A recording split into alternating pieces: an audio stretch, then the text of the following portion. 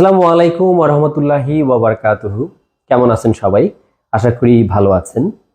কিছুদিন আগেই 50তম BCS preliminary পরীক্ষা অনুষ্ঠিত হয়েছে এবং আপনারা আশা করি সবাই খুব ভালো পরীক্ষা দিয়েছেন। তো আসলে যে কোনো বিসিএস প্রিলির পরীক্ষা হয়ে গেলে পরবর্তী বিসিএস প্রিলির প্রস্তুতির আগে আপনাকে প্রথমেই যেটা করতে হয় সেটা হলো এই বিগত যে বিসিএসটা হয়ে গেল প্রিলিটা, সেই প্রিলির প্রশ্নটা আপনাকে ভালোভাবে একটু বিশ্লেষণ করতে হয়, যাতে করে আপনি প্রশ্নের যে প্যাটার্ন, হ্যাঁ, কোন ধরনের প্রশ্নগুলো আসতেছে বা কাটমার্কস বা কত পেলে কোয়ালিফাই করা যাচ্ছে, এটার একটা মোটামুটি একটা সম্যক ধারণা যদি আপনার থাকে, তাহলে পরের পিলিগুলোতে আপনি আপনার প্রস্তুতিটাকে আর একটু সুন্দরভাবে সাজিয়ে গুছিয়ে নিতে পারেন আর কি। সো আমরা আসলে যেটা করব আজকে আমরা 50তম বিসিএস প্রিলিমিনারি পরীক্ষার যে প্রশ্ন, সে প্রশ্নের যে প্যাটার্ন বা ধারাটা একটু বোঝার চেষ্টা করব, যাতে করে আমরা 51তম এবং 52তম বিসিএস প্রিলির জন্য আমরা একটা ভালো কার্যকর প্রস্তুতি কৌশল নির্ধারণ করতে পারি। তো আপনারা হয়তো ইতিমধ্যেই পরীক্ষার প্রশ্নটা সমাধান করে ফেলেছেন। তো পরীক্ষার প্রশ্নের মধ্যে যদি আপনারা দেখেন, আমরা যদি ইন্টারন্যাশনাল অংশটাতে যদি প্রথমে আলোচনা করি, তাহলে দেখবেন যে সমসাময়িক বিভিন্ন ইস্যুতে পরীক্ষার প্রশ্ন এসেছে। যেমন অপারেশন প্রসপেরিটি গার্ডিয়ান, হ্যাঁ, অপারেশন প্রসপেরিটি গার্ডিয়ান ছিল হুতি রেবেলসদের এগেনস্টে মার্কিন যুক্তরাষ্ট্র কোয়ালিশনের একটা অভিযান, হ্যাঁ, সামরিক অভিযান। সো দেখুন, এই যে অপারেশন প্রসপেরিটি গার্ডিয়ান, এটা কিন্তু রিসেন্ট যে জিকে, অর্থাৎ যারা পত্রিকা পড়েছে, বিভিন্ন আন্তর্জাতিক পাতার যে বিভিন্ন খবরগুলো, নিউজগুলো যারা রেগুলার পড়েছে, তারা কিন্তু এই প্রশ্নটা ইজিলি ক্যাচ করতে পেরেছে। ঠিক আছে, তারপরে আবার পরীক্ষায় প্রশ্ন এসছে যে স্ক্যাম সেন্টার স্ট্রাইক ফোর্স, এটা কি, এটা কোন দেশের, এটা একটা প্রশ্ন এসছে। সো এটা একটু ডিফিকাল্ট প্রশ্ন ছিল। অর্থাৎ মায়ানমার এবং দক্ষিণ পূর্ব এশিয়ায়, হ্যাঁ, মার্কিন যুক্তরাষ্ট্রের যে স্ক্যাম সেন্টার স্ট্রাইক ফোর্স, এই অভিযান কিন্তু যুক্তরাষ্ট্র পরিচালনা করছে। সো এটাও একটা রিসেন্ট জিকের মতো। ঠিক আছে, পত্রিকা যারা পড়ছেন রেগুলার, তারা কিন্তু এই বিষয়গুলো খুব সহজে ক্যাচ করতে পারছেন। আর আরেকটা পরিবর্তিত প্যাটার্ন আমরা দেখলাম, যেমন একটা প্রশ্ন এসছে যে কোন ভূ রাজনৈতিক তত্ত্ব বিশ্ব আধিপত্যের চাবিকাঠি হিসেবে ইউরেশিয়াকে নিয়ন্ত্রণকে সমর্থন করে। তো যারা প্রিলির পাশাপাশি রিটেন প্রস্তুতি নিচ্ছেন, তারা ইতিমধ্যে হয়তো জানেন যে জিও পলিটিক্স কি, ঠিক আছে, ভূ রাজনীতি কি, আবার ভূ রাজনীতির নিয়ামকগুলো কি কি, ফ্যাক্টরসগুলো কি কি, কি কি বিষয় ভূ রাজনীতিকে কন্ট্রোল করে। তারপর ভূ রাজনীতির কিছু থিওরি আছে, যেমন ম্যাকেন্ডারের, হ্যাঁ, হার্টল্যান্ড থিওরি, তারপরে হলো নিকোলাস স্পাইকম্যানের রিমল্যান্ড থিওরি, তারপরে হলো ফ্রেডরিক র্যাডজেলের অর্গানিক স্টেট থিওরি। সো আমরা বিশ্ব রাজনীতিতে আমরা এই যে ক্ষমতার দ্বন্দ্ব, পাওয়ার স্ট্রাগল, সেখানটায় আমরা কিন্তু ভূ রাজনৈতিক অনেক তত্ত্বের ব্যবহার আমরা এবং ইমপ্লিকেশনস এবং আলটিমেটলি বিভিন্ন দেশের মধ্যে যে ইন্টারাকশন, সেটা কিন্তু ভূ রাজনৈতিক বিভিন্ন তত্ত্ব দ্বারা বিভিন্ন সময়ে কিন্তু নিরূপিত হয়েছে। সো ভূ রাজনৈতিক তত্ত্বগুলো যদি ইন জেনারেল রিটেনের জন্য পড়া থাকে, তাহলে কিন্তু প্রিলিতে আসা এই প্রশ্নগুলো সহজেই সমাধান করা যায়। সো 50তম বিসিএস প্রিলিতে এই প্রশ্নটাই একটা ইন্ডিকেশন যে আপনাকে রিটেনেরও প্রস্তুতি কিছুটা এগিয়ে রাখতে হবে। তাহলে প্রিলি রিটেন দুই জায়গায় আপনি কিছু প্রশ্ন সহজেই পারবেন।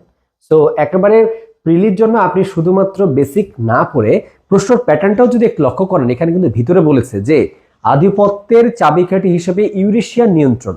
তো ইউরেশিয়া মানে ইউরোপ প্লাস এশিয়া, এটাই হলো হার্টল্যান্ড। হার্টল্যান্ডকে কন্ট্রোল করতে গেলে রিমল্যান্ডকে কন্ট্রোল করতে হবে, আর রিমল্যান্ডকে কন্ট্রোল করা গেলে পুরো পৃথিবীর এই যে ইউরেশিয়া এবং অন্যান্য দ্বীপাঞ্চল, এই জায়গাগুলোকে কন্ট্রোল করা যাবে। সো সুপার পাওয়ার হইতে গেলে রিমল্যান্ডকে কন্ট্রোল করতে হবে, আর রিমল্যান্ডকে কন্ট্রোল করা গেলে এই ইউরেশিয়াকে কন্ট্রোল করা যাবে। সো এই যে হার্টল্যান্ড গ্রিনল্যান্ড থিওরি যে ব্যাপারটা, এটা ভেতর থেকে না পড়লে কিন্তু এই জায়গায় পারা কঠিন হচ্ছে। সো আপনারা আরো যদি প্রশ্ন দেখেন, তাহলে পরীক্ষায় প্রশ্ন এসছে যে WTO, ওয়ার্ল্ড ট্রেড অর্গানাইজেশন কোন চুক্তির ফলে বা কোন সম্মেলনের ফলে গঠিত হয়েছিল, এইটা। তারপর পরীক্ষায় প্রশ্ন এসেছিল যে common but differentiated responsibilities, CBDR, এটা কি ছিল? আপনারা জানেন যে বিশ্ব ধরিত্রী সম্মেলন হয়েছিল 1992 সালে ব্রাজিলের রিও ডি জেনিরো শহরে। ওখানে রিও ডিক্লারেশন ছিল। রিও ডিক্লারেশনের 7 নম্বর প্রিন্সিপাল ছিল এই CBDR, অর্থাৎ পড়াশোনাটাকে একটু মোল্ড করে একটু ডেপথের দিকে নিতে হচ্ছে আর কি। পড়াশোনার প্যাটার্নটা এরকম সেট আপ করতে হবে। অ্যাজ ইউজুয়াল যে প্রশ্নগুলো আসে সেগুলো তো আসতেইছে, এটা নিয়ে সমস্যা নাই। যেমন আপনার পরীক্ষায় প্রশ্ন এসেছিল যে ব্রিক্স নিয়ে, ঠিক আছে। হ্যাঁ, তারপরে হলো মিগা, এগুলো নিয়ে। অর্থাৎ অ্যাজ ইউজুয়াল প্রশ্নের প্যাটার্ন আগের মতোই আছে, কিন্তু কিছু কিছু জায়গায় রিসেন্ট অংশটুকুতে একটু দেখতে পড়তে হবে, পত্রিকা ভালো করে পড়লেই হবে। প্রশ্নটা আমার কাছে 50তম বিসিএস প্রিলি প্রশ্নটা আমার কাছে তুলনামূলকভাবে আগের তুলনায় অর্থাৎ 47তম বা এগুলো এই প্রশ্নগুলোর থেকে একটু সহজই মনে হয়েছে। আপনাদের কাছে কেমন মনে হয়েছে আপনারা একটু কমেন্টে জানাবেন। সো আমরা যদি এবার সাহিত্যের দিকে একটু প্রবেশ করি, ইংরেজি সাহিত্যে এবার দেখুন একটা প্রশ্ন এসছে, let me not to the marriage of two minds admit impediments, love is not love which alter when it alteration finds। এই কবিতার লাইনগুলো আসলে কার লেখা? এটা পরীক্ষা প্রশ্ন এসেছে। এটা এই কবিতার লাইন কিন্তু আসলে সনেট 116, এটা উইলিয়াম শেক্সপিয়ারের লেখা। সো উইলিয়াম শেক্সপিয়ারের কবিতার লাইন কিন্তু তুলে দিয়েছে পরীক্ষা, আপনাকে এটা পারতে হচ্ছে। সো লিটারেচার একটু ভিতর থেকে পড়ার মতো করে প্রশ্ন আসতেছে। সো আপনাকে বিখ্যাত কবি সাহিত্যিকদের সাহিত্যকর্ম একটু দেখতে পড়তে হবে, বিশেষ করে কবিতার লাইন, বিখ্যাত কবিতার লাইনগুলো একটু ভালো করে পড়তে হবে, অর্থাৎ বিখ্যাত কবিতা সিলেক্ট করে পড়তে হবে। সো কোন কোন সাহিত্যিকের কোন কোন বিখ্যাত বইগুলো পড়তে হবে, কোন কোন কবির কোন কবিতার লাইনগুলো ভিতর থেকে পড়তে হবে, এটা আমার আলাদা সাবজেক্ট ওয়াইজ ভিডিও আছে। আপনারা আমার ফেসবুক এবং ইউটিউব চ্যানেলের ভিতরে আপনারা কিন্তু বিষয়ভিত্তিক প্রস্তুতির ওই টিপসগুলো, ওই গাইডলাইন্সগুলো দেখলে ওখানটায় আপনারা পেয়ে যাবেন। আমি শুধু আজকে পরীক্ষায় কি প্রশ্ন এসছে এবং প্যাটার্নটা একটু বোঝার চেষ্টা করছি। আবার আপনারা কিন্তু কে কোন নাটক লিখেছে এটা বাংলা সাহিত্যে অনেক পড়েন, কিন্তু দেখুন এবার প্রশ্ন এসছে আধুনিক নাটকের 5টা পর্ব কি। আপনারা মেঘনাদ বধ কাব্যের যে 9টা স্বর্গ সেটা তো অনেক পড়েন, ঠিক আছে, কিন্তু এবার দেখুন আধুনিক নাটকের 5টা পর্ব, সেই পর্বগুলো কি কি? প্রারম্ভ, প্রবাহ, উৎকর্ষ, গ্রন্থিমোচন ও উপসংহার। তার মানে আপনাকে সাহিত্য বিভিন্ন রকমের যে সাহিত্য কর্ম, হ্যাঁ, যে ধরন, উপন্যাস কি, উপন্যাসের সংজ্ঞা, নাটক কি, নাটিকা কি, ঠিক আছে। তারপরে হলো আপনার আমি যদি কবিতাই বলি, কবিতার বিভিন্ন রকমের ছন্দ আছে, অক্ষরবৃত্ত, মাত্রাবৃত্ত, এগুলো একটু ডিটেলস ভালো করে পড়তে হবে। তারপর ব্যাকরণে যদি যান, সমপ্রকর্ষ কি, অভিকর্ষ কি, স্বরসঙ্গতি কি, বিষমীভবন কি, সমীভবন কি, অপকর্ষ কি, তো এই বিষয়গুলো মানে প্র্যাকটিক্যাল যেগুলো, এই জিনিসগুলো একটু দেখতে প্রশ্ন আসতেছে, সো এগুলো একটু আরো ভালো করে পড়তে হবে। আবার পরীক্ষায় প্রশ্ন আসছে বাউল গানের বৈশিষ্ট্য কি। সো আপনার পড়াশোনাটাকে একটু কোয়ালিটেটিভ, হ্যাঁ, একটা রেভলিউশনের মধ্যে দিয়ে নিয়ে যেতে হবে। আবার পরীক্ষায় প্রশ্ন আসছে দেখুন পত্রিকা নিয়ে, সাহিত্য বিষয়ক পত্রিকা কিন্তু প্রতিবারই পরীক্ষায় আসে, এবারও তার ব্যতিক্রম নয়, কিন্তু এসছে কোনটা দেখুন, কিশোর পত্রিকা বালকের প্রতিষ্ঠাতাকে। তার মানে কি আপনাকে কমনলি যেগুলো আসে সেটা থেকে একটু বের হয়ে একটু কোনায় একটু চিপায়ে চাপায়ে ভিন্ন রকমের প্রশ্ন দেওয়ার চেষ্টা করা হচ্ছে। সো আপনার প্রস্তুতিটা হতে হবে এরকম রিগোলাস, সবগুলোই থাকবে, সব কিছুই জানতে হবে যে কিশোর পত্রিকা বালকের প্রতিষ্ঠাতা কি। সো আসলে আসল প্রতিষ্ঠাতা হলো জ্ঞানন্দা নন্দিনী, কিন্তু পরীক্ষায় অপশন ছিল না, এই জন্য ওইটা ছিল না, আপনার স্বর্ণকুমারী দেবী দাগাতে পারেন, ঠিক আছে। আবার দেখুন সায়েন্সের ক্ষেত্রেও কিন্তু অনেক ক্রিটিক্যাল প্রশ্ন আসছে, যেমন পরীক্ষা প্রশ্ন এসছে যে লিথিয়াম আয়ন ব্যাটারিতে মেমোরি ইফেক্ট আছে কিনা। মেমোরি ইফেক্ট বলতে আপনার কোনো ব্যাটারিকে বারবার যদি, ক্যাডমিয়াম আয়ন ব্যাটারিকে চার্জ করা হলে, বারবার চার্জ করা হলে ও আসলে ডিসচার্জ হওয়ার কারণে ভুলেই যায় যে তার সর্বোচ্চ চার্জ নেওয়ার ক্যাপাসিটি কত। সো এটা একটা প্রবলেম, কিন্তু লিথিয়াম আয়ন ব্যাটারিতে এই সমস্যাটা নাই। এই রিলেটেড প্রশ্ন এসছে। তো দেখুন আপনাকে একটু দেখতে পড়তে হবে। সো আপনারা 9-10-এর ফিজিক্স, কেমিস্ট্রি, বায়োলজি বইটা ভালো করে পড়তে হবে, হ্যাঁ, একটু বুঝতে হবে। আবার কিছু কিছু ক্রিটিক্যাল প্রশ্ন আসছে, যেমন চোমোলাংমা আর কোমোলাংমা। আপনারা জানেন যে মাউন্ট এভারেস্ট পর্বতশৃঙ্গের তিব্বতী এবং চাইনিজ নাম ওই যে চোমোলাংবা, হ্যাঁ, কোমোলাংমা। সো ওই বিষয়টা পরীক্ষায় এসছে। সো কিছু কিছু প্রশ্নতে একটু উদ্ভট থাকবেই, কিন্তু আপনারা যদি বাকি প্রশ্নগুলো দেখেন দেখবেন জনপদ নিয়ে প্রশ্ন এসছে, প্রাচীন জনপদ এক পরীক্ষায় প্রতি বছর আসে। তারপর নদীর উপশাখা, হ্যাঁ, ঠিক আছে, ট্রিবিউটারি রিভার্স, ডিস্ট্রিবিউটারি উপশাখা, এগুলো তো আসছে, এগুলো তো বরাবরই আসে। কিছু জিনিস নিউ আসছে, যেমন এই যে সংস্কার কমিশনের সংস্কার প্রস্তাব। আপনারা তো বুঝতেই পারছেন যে জুলাই বিপ্লবের পরে বাংলাদেশ একটা সামগ্রিকভাবে একটা বড় ধরনের চেঞ্জ প্রত্যাশা করছে, এবং প্রত্যাশার ক্ষেত্রে সংস্কার কমিশনের যে সংস্কার প্রস্তাবগুলো সবগুলোই একবারে রিপোর্ট, যেটা সেই রিপোর্টের ভিতরে অনেকগুলো সংস্কার প্রস্তাব আছে, সেই সংস্কার প্রস্তাবের একটা প্রস্তাব তুলে ধরেছে। এটা তো বহুল প্রতীক্ষিত ছিল যে এই প্রশ্নটা, এরকম একটা প্রশ্ন আসবেই।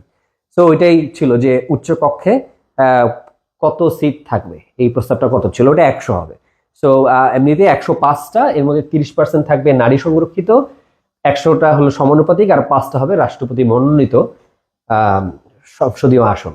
বাংলাদেশের যে সংস্কার প্রস্তাবটা করা হয়েছে সংসদে, সেটা উচ্চকক্ষ থাকবে, নিম্নকক্ষ থাকবে, আরো প্রস্তাবগুলো আছে। সো নেক্সট পরীক্ষার জন্য আপনারা কি করতে পারেন, এই সবগুলো সংস্কার প্রস্তাব ভালো করে পড়ে রাখতে পারেন। ঠিক আছে, আমরা সাস্টেনেবল ডেভেলপমেন্ট গোলস জানি 17টা। এর ভিতরে প্রথমটা হলো জিরো পভার্টি, দ্বিতীয়টা হলো জিরো হাঙ্গার। সো এই যে জিরো পভার্টি, জিরো হাঙ্গার 1 আর 2, এটা কিন্তু ইফাদের সাথে রিলেটেড, এটা পরীক্ষা প্রশ্ন আসছে, international fund for agricultural development. So SDG কোনটা, 17টা পড়ে মনে রাখতে হবে যে কোন কোন আন্তর্জাতিক প্রতিষ্ঠানের সাথে কোনটা কানেক্টেড। সো আপনাকে একটু ডিটেলসে পড়তে হবে। আবার কিছু চ্যালেঞ্জিং প্রশ্ন এসছে, গ্রে হাইড্রোজেন কি, গ্রিন হাইড্রোজেন কি, ঠিক আছে। আবার বিশ্ব ব্যাংকের ওয়ার্ল্ড ওয়াইড গভর্নেন্স ইন্ডেক্স, সুশাসন, নৈতিকতা, এগুলো নিয়ে কিন্তু পরীক্ষায় বেশি প্রশ্ন এসছে, এবং এটা আকাঙ্ক্ষিত ছিল। কারণ কি, কারণটা হলো এই যে একটা ট্রান্সফরমেশনের মধ্য দিয়ে আমরা এখন বর্তমানে যাচ্ছি, সিভিল সার্ভিসও যাচ্ছে। সো এই ক্ষেত্রে সুশাসন খুব জরুরি। সুশাসন যেহেতু জরুরি, সেই ক্ষেত্রে এই জন্য আপনাকে এগুলো থিওরিটিক্যাল যে নলেজগুলো আছে গুড গভর্নেন্সের, ঠিক আছে, ইন্ডিকেটরস গুলো কি কি, এগুলো আরো ডিটেলস পড়তে হবে। তারপর পৃথিবীব্যাপী যে যতগুলো ইন্ডেক্স আছে, সেই ইন্ডেক্স গুলো কিসের ভিত্তিতে মেজার করে। যেমন এই যে ওয়ার্ল্ড ব্যাংকের এই ইন্ডেক্সটা +2.5 ভেরি গুড, 0 ভ্যালু হলো ভালো না খারাপও না, আবার -2.5 হলো খুব খারাপ গভর্নেন্স যেসব দেশের, তারা এই রেঞ্জ। এই যে কোয়ান্টিটেটিভ মেজারমেন্ট কোহোর্টটা, এইটাও কিন্তু পরীক্ষায় এসছে। তার মানে কি, শুধু বাংলাদেশের অবস্থান কততম এই ইন্ডেক্সগুলো এটা জানলে এনাফ না। ইন্ডেক্সটা কি মেজার করে, ভ্যালুটা কত, কোন কতটুকু ভ্যালু কি ইন্ডিকেট করে, সেটাও জানতে হবে, কোন প্রতিষ্ঠানের কোন ইন্ডেক্স। তো পৃথিবীব্যাপী যতগুলো ইন্ডেক্সগুলো আছে, এই যে বিভিন্ন ইন্ডেক্স আছে, সেই ইন্ডেক্সগুলো এভাবে ডিটেইলস পড়তে হবে। তারপর দেখুন প্রশ্ন আসছে middle income trap. Middle income trap, বাংলাদেশের নিম্ন মধ্যম আয়ের দেশ, তো মিডল ইনকাম ট্র্যাপ থেকে বের হইতে পারবে কিনা, এই বিষয়ে দেখুন বাংলাদেশের শীর্ষস্থানীয় দৈনিক পত্রিকাগুলোতে কিন্তু এই বিষয়গুলো নিয়ে, এই ইস্যুগুলো নিয়ে অনেক লেখালেখি হয়। তো আপনারা যদি এই জিনিসগুলো একটু পত্রিকার সম্পাদকীয় পড়েন, তাহলে এই প্রশ্নগুলো কি পারা যায় না? অবশ্যই যায়। তো একটা হলো ভাষা জ্ঞান, আর একটা হলো ওই বিষয়টা সম্পর্কে ডিটেলস একটু পড়া, এইটার মধ্যে পার্থক্য আছে, এবং তখনই কিন্তু আমার 4টা অপশন দেখলে আপনার মাইনাস মার্কিং হবে না। সো আমি আপনাদেরকে সাজেস্ট করবো অ্যাজ ইউজুয়াল যে সহজ প্রশ্নগুলো আসে সেগুলো তো আপনারা সবাই পারেন। দেখবেন মানসিক দক্ষতার ঘড়ির কাটার প্রশ্ন, হ্যাঁ, এই অ্যাজ ইউজুয়াল প্রশ্ন এসছে। ইংরেজি প্রশ্ন দেখেন যদি, দেখবেন যে ওই যে ভোকাবুলারি বা গ্রামার রিলেটেড অ্যাজ ইউজুয়াল প্রশ্ন এসছে, কোনো সমস্যা নেই। তারপরে যদি আপনার জিকে দেখেন, ফিক্সড জিকে যেগুলো, মুক্তিযুদ্ধ ভিত্তিক উপন্যাস কি আসেনি, আসছে। হ্যাঁ, সো আলটিমেটলি প্রশ্ন কিন্তু সহজ হয়েছে। আর যেগুলো ক্রিটিক্যাল প্রশ্ন এসছে, সেই ক্রিটিক্যাল প্রশ্নগুলো একটু স্ট্র্যাটেজিটা এরকম করা উচিত যে একটু গভীরে পড়বো, পত্রিকার সাথে আমি অ্যাটাচ থাকবো, হ্যাঁ, আর যেই টপিক্সটাই পড়ছি সেই টপিক্সটা একটু হালকা গুগল সার্চ করে নিয়ে ওর ভেতরে একটু হালকা পড়ার চেষ্টা করতে হবে। তাহলে দেখবেন যে আপনার সবকিছুই ইজি মনে হবে। আর সব মিলিয়ে সব প্রশ্ন পারা তো সম্ভব নয়। আপনার 130 বা 120-30 এই রেঞ্জের মধ্যে আপনার নম্বর থাকলেই তো হয়ে যাচ্ছে। সো আপনারা আগের যে পড়াটা আছে সেই পড়াটা প্লাস এই স্টাইল একটু পড়ার চেষ্টা করেন, ঠিক আছে, সমসাময়িক তথ্যের সাথে নিজেকে আপডেটেড রাখেন। তো আপনাদের যদি বিষয়ভিত্তিক টিপস প্রয়োজন হয়, তাহলে আপনারা আমার ইউটিউব চ্যানেল এবং ফেসবুকে যে বিষয়ভিত্তিক গাইডলাইন্স পেয়ে যাবেন, কোন বইটা পড়তে হবে আমি সেটা বলেছি। আর আপনাদের এরপরেও যদি আপনাদের কোনো প্রশ্ন থাকে, তাহলে ফিল ফ্রি টু আস্ক, এবং আপনারা লাইক, কমেন্ট, শেয়ার করতে ভুলবেন না, এবং কমেন্টে জানাবেন, আমি চেষ্টা করব আমার অবসর সময়ে সেগুলোর উত্তর দেওয়ার। তো আপনারা ভালো থাকবেন, আমার জন্য দোয়া করবেন। দেখা হবে অন্য কোনো এপিসোডে অন্য কোনো বিষয় নিয়ে। আসসালামু আলাইকুম।